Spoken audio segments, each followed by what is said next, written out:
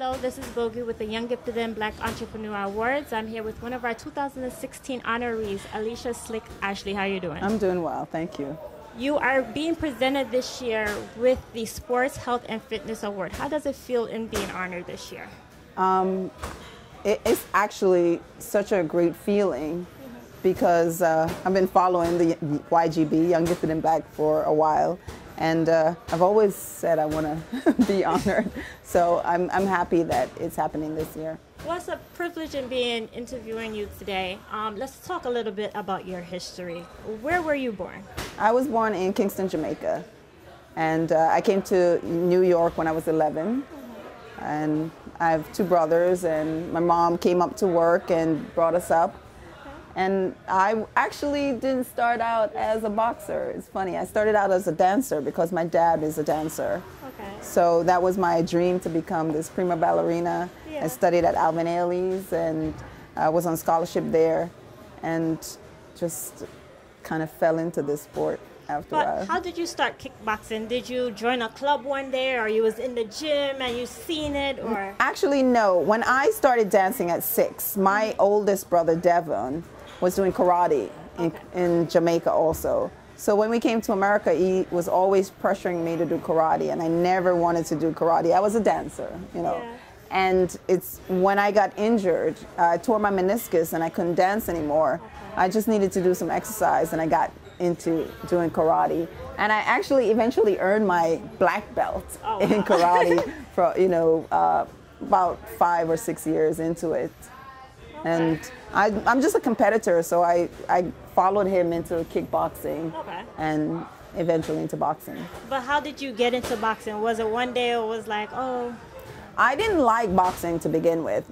If they show it on television, I wouldn't watch it because it was mainly about the heavyweights and just getting the knockouts, and that really didn't interest me. Yeah. I like and coming from dance, I like the performance of a sport. So my first kickboxing match was against a boxer. And they tell you just have to kick 8 times for the round, and then you could just punch as much as you want. Yeah. And that's what she would do. And when she came on the inside, I didn't know what to do. And I had to keep her on the outside. And just to get my hands better for kickboxing is when I started boxing. And I just fell in love with the sport after that. I always fought at 125. Okay. And it really didn't matter. I had great legs from kickboxing and karate and dance. So I was very strong with my legs. I just wasn't strong with my hands. And it's a whole different thing when you go into boxing because it's a different style. In kickboxing, and you know, karate, you're more up, and in boxing, you're more down. So that was a difference for me from, you know, 15 years of dance. I had perfect posture. My dad was like, oh, I can't believe it when you got into boxing because my posture had to change. It's a whole different feel when you're in boxing. Okay, but it's not only that, you know, you just joined boxing and was okay. You were great. You were a champion for a couple of years. Just talk about the experience of being a champion. It's funny because I really didn't go into boxing to be competitive in the sense of, you know, getting a championship. Yeah. I just went into it because I like competing. Yeah. So that's the difference. I had no aspirations of becoming, you know, a world champion because I had a job. I have a degree in computer systems. I was working in my field. Boxing and karate, all of that was extra. It was just doing, you know, exercise, which I love to do. But I am that performer. And that's how I think of boxing. I think of boxing as performing. So I started just doing all these different competitions, and my trainer was like, no more amateur for you. Let's do pro. And I'm like, okay, whatever. And I just started doing more pro fights, and when the opportunity came for me to fight for a title, I just did it. And it was just like, okay, you know, I'm good at this, so maybe I should reevaluate where my life was. I've been fighting for 20 years in total, but I did amateur for 4 years. Okay. So I started fighting in amateurs in 1996. Okay.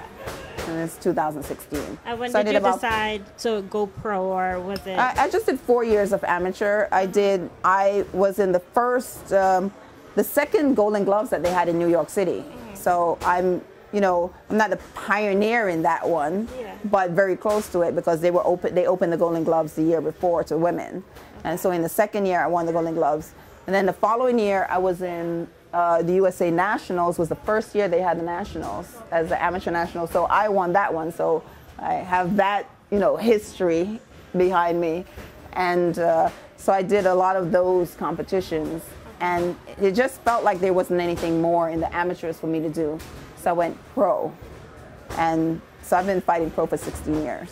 So you also broke the record for the oldest woman that received a championship as well. Yes, and this happened a few years ago, but I recently regained that title in the Guinness Book for in October when I was at age 48, became the oldest female to win a world title again. Yeah, but what gives you the adrenaline, the energy to go out and say, well, I'm still fighting at this day and age? I really enjoy fighting. Okay. The thing about it, why I feel I have longevity in this sport is because I'm not getting hit. And that's a big thing. Yeah. People are battle weary when they just take a lot of pounding, get a lot of punishment. And that hasn't happened to me. I've never been knocked down in a fight, which means I've never been knocked out. I probably got cut once, and it's from a headbutt. Okay. So I would come out of a fight looking the same as when I went in, not getting any of that damage. So my body is holding up. If I feel good, I don't feel like I'm 48. Yeah. So there's no sense in me just like, okay, what I'm quitting for, because I enjoy the sport. Is that how you got your nickname Slick? Yes, yes. And I got that in the amateurs because they were like, she's moving and no one can really hit her. Yeah. They can't find her. She's really slick.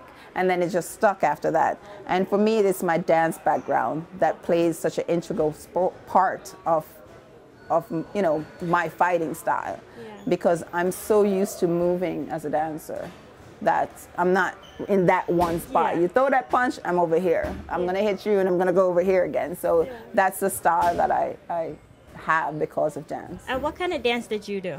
I did classical, ballet, modern, and jazz. Okay. Yeah. So did you ever venture back to dancing, or are you just stuck to boxing? No. Dance is such a rigorous sport. I feel that that's one of the hardest sports to do. Anyone watching it goes, oh, they're so graceful. They do so much to your body that is really hard to recover. And I was dancing like 6 to 8 hours per day. Yeah. So when I tore my meniscus, just going back into it is really hard. So I never had any, I mean, I miss it a lot because it was a big part of my life, but there's no way I could take that kind of, you think getting punched in the face is no, that's more pounding. So what should we look forward for you in 2016? Well, a big thing for me is that since I just regained this title, I actually had lost the WBC title a year and a half ago in Mexico. Okay. So this for me was, I just wanted that title back. So it's redemption. I reclaimed the title. I entered the Guinness Book of World Records at the same time. But for me, there are big things ahead. I definitely want to fight on the big stage in New York, which is either the Barclays or Madison Square. I fought in Madison Square as an amateur. Okay. Not in the main garden, but in a theater, but I want to be in the main garden.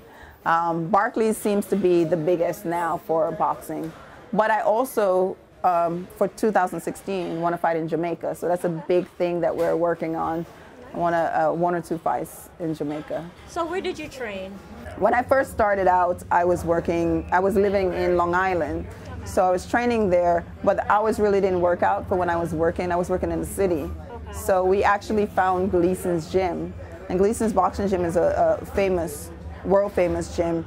And they were open from 6 a.m. to 10 p.m. So there's no reason you shouldn't be able to get in and train. So I would come here before I went to work. Okay. And it's funny, at that time when I was boxing, I was still doing karate at that time. So I would go box in the morning, work, and then go to karate, and then make that trek home. Yeah. So since then, I mean, you've built a relationship with the gym. Yes. Are you now training? I'm here full time. I gave up the degree that I obtained. You know, okay, I got a college degree. Thanks, mom and dad. But it wasn't for me. I was always an athlete. I mean, either dance, karate. So that was my real goal. So I'm now a trainer here at Gleason's Gym, full-time trainer. So that's my job. And for me, boxing is just fun. It's just enjoyment. So, you know, if somebody like me wanted to come train, you know, how could they contact you? Or yeah, they can always contact me at the gym, or I'm on Facebook, Alicia Slick Ashley, Instagram, same thing, Twitter, Alicia Slick A. Or here, my email is boxalicia@gmail.com. But, you know, they can always call Gleason's Gym and they'll give, you know, it's easy to get in contact with me here. So the training you do, is it just boxing or kickboxing or just for someone that just wants to lose weight? I do everything.